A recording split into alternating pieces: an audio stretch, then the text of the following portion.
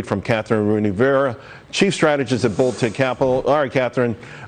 Hey, listen, I guess higher prices aren't a problem until people stop paying them. They say the cure for inflation is higher prices, but you know, people got so much money from all of these different programs that they've been able to weather the storm and actually drive prices up too.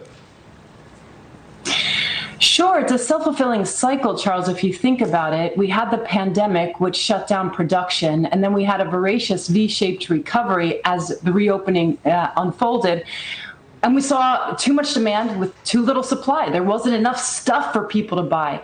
But really what's going on here is the government intervention over the past year and a half has been so impressive with regard to the trillions of fiscal stimulus put into the system, unfinanced, whereas over the past 10 years, 15 years, the Federal Reserve has quadrupled its balance sheet.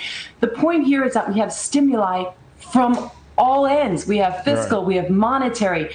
Then we have maybe too much, too fast in terms of economic recovery, and people are feeling it. The price at the pump, gas prices are very expensive. That's effectively a tax on the consumer. So as we're recovering, that could threaten economic activity and throw us into something that one could consider stagflation, which is high inflation and slowing economic growth. Yeah, and no one wants that. Anyone who remembers the 1970s, it's absolute misery.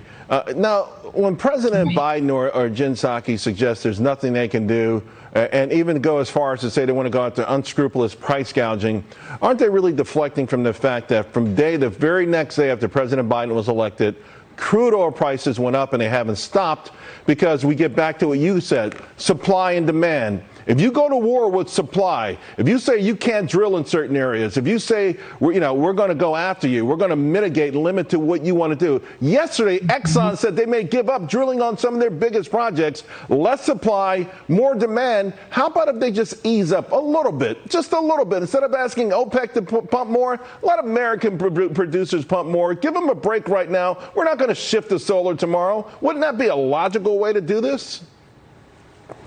Yes, it would, Charles. And I would tell you that laissez-faire is the best way to go. This is effectively the undesired consequences of government intervention. I look at it as whack-a-mole. Whack-a-mole is that fun game we play as kids at carnivals and at the circus.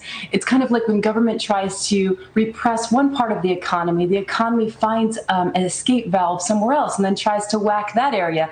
And so what you end up with is some sort of inefficiency popping up in another place, and the government intervening and assuming more power over the private sector in an uncomfortably increasing way. Yeah. So I think that's the place that we're at, and the best thing they can do is let the markets work. Let the markets work. Have faith and in let it. Business invest. Yes. All right. KRV, great seeing you. Have a great weekend. We'll talk again soon. Thank you, Meanwhile, Charles.